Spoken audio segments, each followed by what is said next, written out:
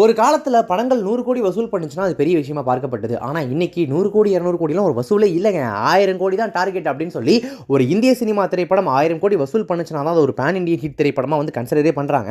அந்த வகையில இதுவரைக்கும் வெளியான இந்திய திரைப்படங்கள்ல எந்தெந்த திரைப்படங்கள் 1000 கோடி வசூலை தாண்டி இருக்கு அப்படின்னு பார்த்தோம்னா, முதல் முறையா 1000 கோடி வசூலை கடந்த இந்திய திரைப்படம் எது அப்படின்னு கேட்டீங்கன்னா, அமீர் கானுடைய நடிப்புல வெளியான டங்கிள் திரைப்படம் தான் அந்த முதல் முறையா 1000 கோடி வசூல் பண்ண திரைப்படம். ஆனா அந்த படத்தினுடைய மொத்த வசூல் 2000 கோடி சைனா ரிலீஸையும் சேர்த்து.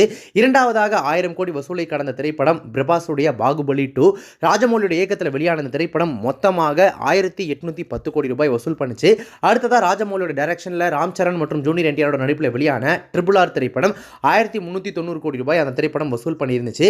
அடுத்ததாக பிரசாந்த் நீலோட டைரக்ஷன்ல யஷ் அவர்களுடைய நடிப்பில் கன்னடத்தில் வெளியான KGF 2 திரைப்படம் உலக அளவில் 1250 கோடி ரூபாய் வசூல் பண்ணியிருந்துச்சு.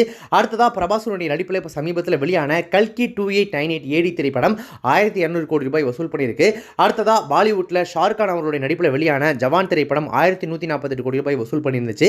அடுத்ததா அதே ஷாருக்கானுடைய நடிப்பில் வெளியாகியிருந்த பதான் திரைப்படம் 1050 கோடி ரூபாய் வசூல் பண்ணியிருந்துச்சு. இப்ப சமீபத்தில் அல்லு அர்ஜுனுடைய நடிப்பில் வெளியாகி இருக்கக்கூடிய புஷ்பா 2 திரைப்படம் 5 நாட்கள்லேயே 800 கோடி ரூபாய் வசூலை தொட்டிருக்கு.